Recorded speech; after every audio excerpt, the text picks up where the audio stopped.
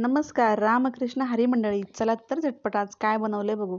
तर मंडळी, आज मी झटपट बनवलेत व्हेज नूडल्स, जे की मी पूर्णपणे अगदी घरगुती पद्धतीने बनवलेले आहेत. घरच्या साहित्य जे उपलब्ध असतं त्या साहित्यामध्ये बनवलेले आहेत. चला तर मग सुरुवात करू. सुरुवातीला मी काय घेतले, तेल घेतले. तेल टाकल्यानंतर त्याच्यामध्ये लसूण आणि आलं बारीक चिरून टाकलेलं आहे. हे आपल्याला जास्त वेळ शिजवायचं नाही आहे. चायनीज पदार्थामध्ये भरपूरदा असं कच्चेच पदार्थ असतात जे दाताला करकर लागतात. तर मग मस्तपैकी ते आपलं फ्राय करून घेतलं. त्याच्यानंतर सगळे बटाटे टाकले. त्याच्यामध्ये कांदा टाकला, टोमॅटो टाकला. इवन मी घरगुती पद्धतीने असल्यामुळे त्यात कोथिंबीर पण टाकलेली आहे.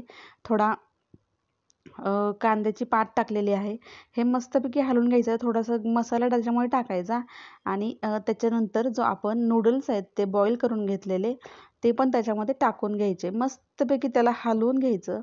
छान एकदम 2 चमचे घ्यायचे. 2 चमच्याने त्याला मस्तपैकी हलवायचं आणि हे आपले असे नूडल्स तयार होतात. वरनं कांद्याची जी पात असते ती टाकायची आणि हे थोडेसे आणि मोठ्या गॅसवर हे शिजवून घ्यायचं आहे.